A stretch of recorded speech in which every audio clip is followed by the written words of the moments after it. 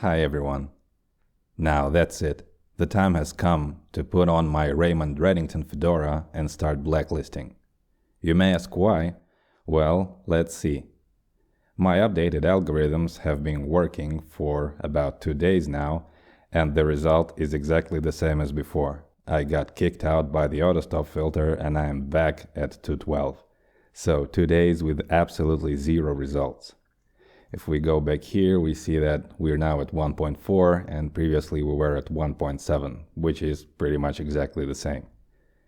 It started off rather well. I've earned about 2-3 USDT, but then with this string of losses, I've lost it all again, back to zero. I even tried another minor tweak where I went into my algorithms here and on the active markets filter, I said I'd skip the first one, but then it didn't help. I thought it might be the most crazy, the most unpredictable coin, but no, results are still the same. And so those minor tweaks are not really helping all that much from what I see. Now it's time for a bigger overhaul. If we look only at the losses, what I've noticed is that time after time I see the same offenders. This one, 1000 ZEC, here, Tomo, then our good friend Comp, here, right over here. So I figured that I should find a way to summarize the data and identify these guys, not only from my experience and from what I see, but actually based on real data. And that's where one of my favorite things comes in. This is a pivot table. There is a couch joke somewhere here, but I'm not gonna voice it. Overall, the pivot table looks like this, well, the one that I've made, and I'll show you how I make another one in a different video, but here all you need to know is that it summarizes all the data that comes from here. And for example, let's take this coin. It shows you that we had on the buy side 17 profits, 8 losses, and the total result is this. If you click on it, it will show you where it got all that data from. Let's select the total USDT here. At the bottom it tells you that it's minus 1.86. And that's exactly what the pivot table tells you. That's how it works for the rest of it. So here I have the coins across lines, and from top to bottom in the columns I have the information about the sell side with total USDT, profits and losses, same on the buy side. Here I have the total summary, and here I have calculated values for profit to loss ratio. I just attached them here myself. As you can see here, I'm using total USDT as my marker, and I wanted to use ROE first, but then I remembered that it's very prone to being skewed by the rounding errors. If you remember this picture here, if we select the older algorithms with smaller stop loss, here we have a negative P&L, but we have a positive ROE because of those rounding errors, or because I couldn't really build a good way to calculate it, but I don't know how to improve it. So right now, if I saw this result in my pivot table, it would be a misleading information and a misleading decision that I would make. So my order sizes are not all that different. So, and this is hard evidence of what I've lost and what I've earned. So I'm using this now. I also wanted to take into account stuff like profit to loss ratio and to see whether the data is statistically significant, like right here with these 25 trades, we can pretty much judge how this coin behaves. But for example, here we only have one trade on APE, and this is not statistically significant. But it all got very complicated very quickly. So I decided to simplify it as much as I can. What I want to do is eliminate the worst performance based on the profit or loss that I have. So let's do that. I will sort by this column right here. And here we see our anti-heroes that lost me the most money. Unsurprisingly, Comp is here. But what is surprising though is that what it lost on sell. But on the buy side, it's just about hovering above water. It's not doing as badly as here. And our familiar friend Blur is doing the reverse. On the buy side, it was a disaster, but on the sell side, it's giving me 62 cents. So by virtue of banning it altogether, I may have lost some opportunities here. Let's look specifically at Blur. In the buy side, the profit to loss ratio is 3. Here, it's not so good. And on the sell side, we have 13 profits and only 2 losses, and that is a very comfortable 6.5 profit to loss ratio.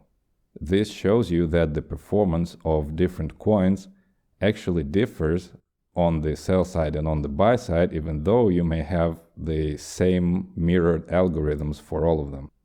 Let's address this thing. What is a good profit to loss ratio? Well, it depends on your algorithm, and if I went here and let's return to the full picture. So on average, I'm losing 0.9 and I'm gaining 0.24. So in order to break even, I reckon that the ratio has to be 4:1 and above. Anything below that, and with these average numbers, we are in the red. So in my particular case, I'm looking for something that is 4 and above. Now, because I don't want to outright ban everything here that is losing me money overall, I want to be a bit more subtle about it, a bit more clever. I will go separately on the buy side and on the sell side. So let's see what we have on the buy side. By the way, the overall results are as follows. The buy side has lost me 4 and the sell side has gained me 5.5. So let's see what this is made up of. Sort here. Now we see the worst performance on the buy side. Just to make it a bit easier, I decided to just ban the top 10 worst. So here they are, the top 10. Overall, I have over 100 coins, so we're eliminating the worst 10%. It's almost like the Pareto rule, but not quite. And surprisingly, you see that the worst performers on buy are actually doing more or less well on the sell side. So let's put these on the list. Now let's do the same for sell.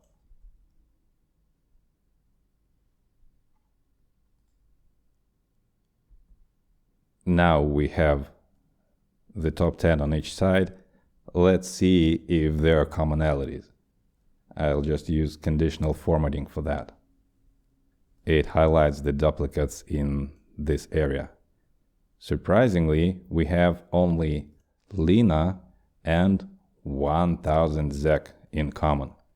The rest of them that were bad on the buy side were not in the top 10 worst on the sell side, and vice versa here.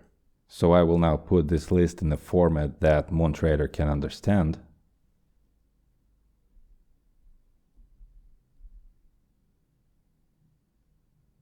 I'm just adding back the USDT and putting a comma after it, because this is how MoonTrader understands what the specific traded pair is. If you look here in the algorithms, it says AMB USDT, Blur USDT, because you could also trade against BNB or something else. So here I'm making this list that I can feed straight into MoonTrader. Now I'll put each of these into a string. Alright, so now we have our blacklists ready. Let's go to the algorithms and put them there. Alright, on the buy side, I already have some blacklisted coins. You remember why Blur was here, because it was performing badly. You know why AMB and STMX are here, because they have very low leverage. Now MTL is now at a better leverage, so let's exclude this. And these two guys here, I've just put them here for safety because these are newly listed coins and I'm not sure how they would perform. They might go crazy, so just to be safe, I want to keep them here and look what they do before I actually place any real orders there. This is the buy side algorithm, so let's go and copy my buy side blacklist. And it so happens that Blur is already here. So let's take this and paste it here. You press enter and now all of this is in the blacklist. You don't have to type them out individually. Let's save that and deal with the sell side. On the sell side, I have the same story here. Let's just remove MTL. And also we have to remove Blur because the data showed that it's not that bad. Now we take our list from here. Now we are done. Just to keep my blacklists up to date, I'm going to add here what I have already blacklisted before, so the lower leverage ones and the newly listed ones.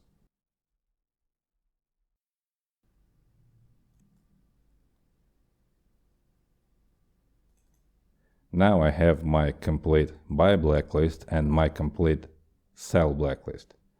First of all, I want to keep this information just for information's sake so that I know what I got banned and for what reason. But secondly, I'm trying to do something as a control. So what I'm gonna do is go back to these algorithms, make duplicates of them, put them on emulation, and feed this blacklist of coins as a whitelist.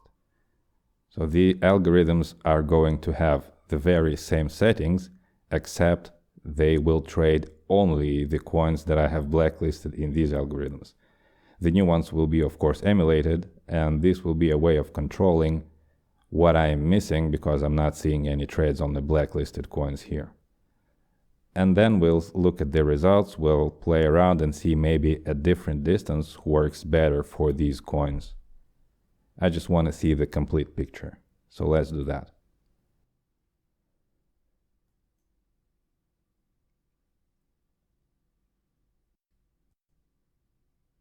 Now you see the algorithms are ready. Here are the real ones with the letter A at the beginning, and they have 14 blacklisted coins. And here are the emulated ones, the new ones, with the letter K in the beginning, which stands surprisingly for blacklist. It's like the CMYK color palette, where K stands for black. Alright, and we have here 14 coins in the whitelist, so it's the reverse. Let's start these up and see what the results will be.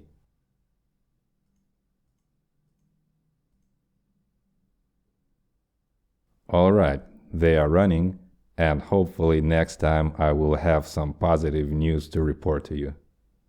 See you next time.